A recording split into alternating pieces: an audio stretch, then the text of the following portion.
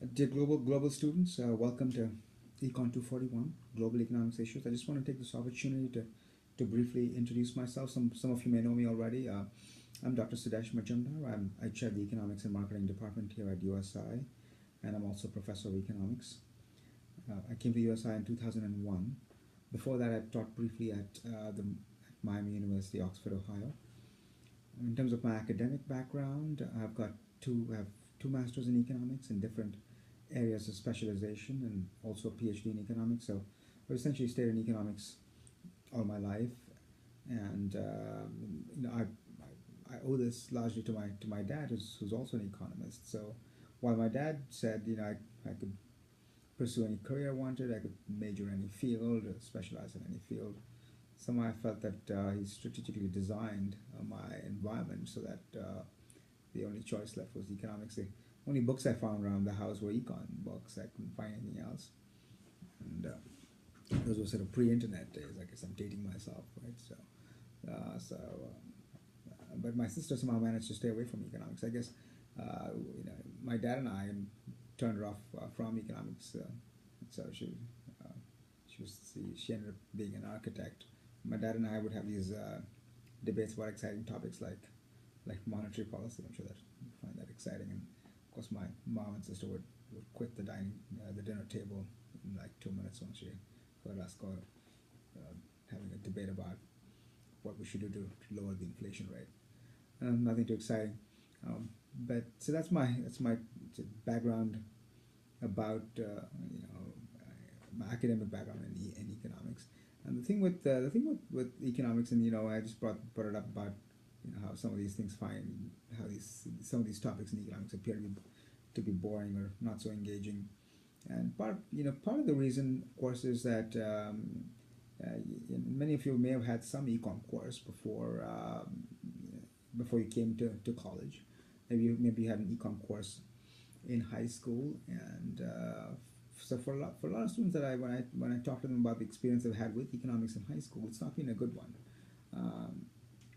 They always hear things about how econ was one of the worst courses they had in high school, and so, and part of the reason is usually the people teaching economics at the high school level don't have specialized training in economics, and so find it hard to make it engaging for students. So often when I ask students in the class as to who taught you economics, they often respond it was usually the football coach or the basketball coach.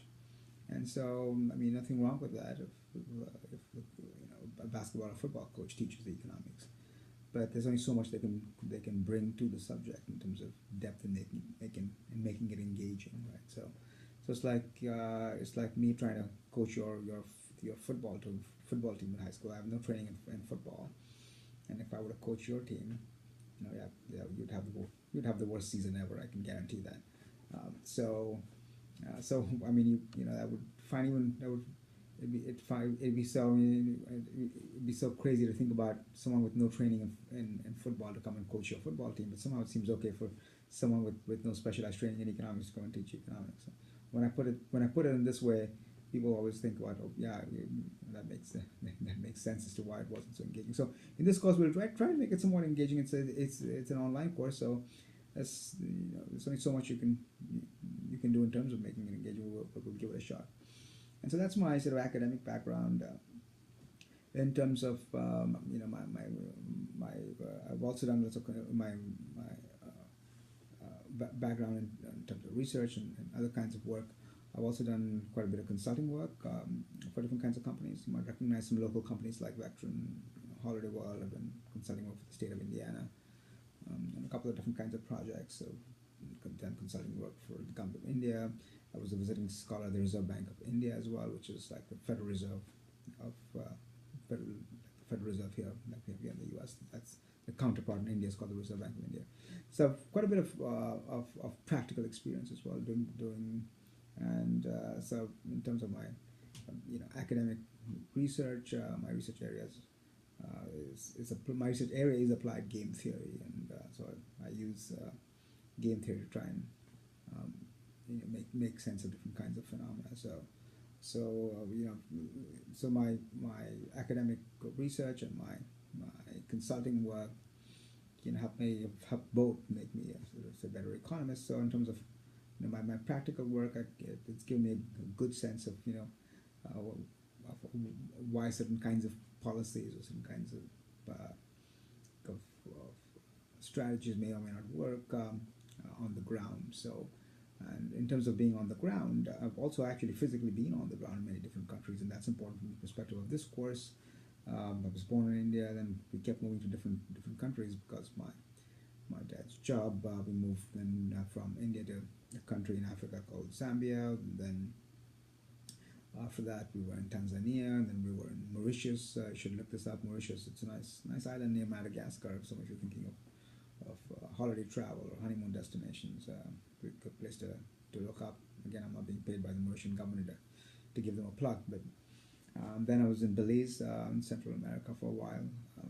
And so I've also been on the ground. That's given me a sense for what kinds of what kinds of incentive mechanisms in those countries are at play in creating the kinds of phenomena you find in these countries. So, and that's important to know from a practical perspective, especially from the point of view of this course.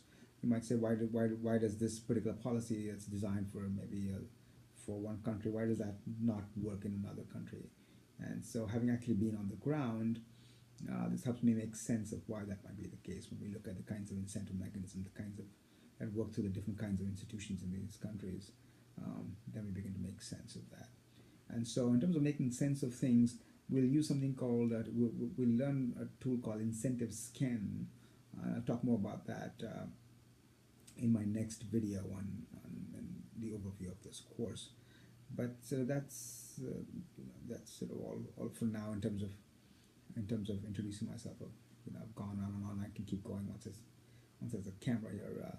I'm looking and talking into a camera I've also been invited. One last line. I've also been invited to do lots of different kinds of appearances for our local media and like a local ABC and other channels. So in fact, I just did a recent piece on Brexit, and that's I have a link to that too, just in this folder.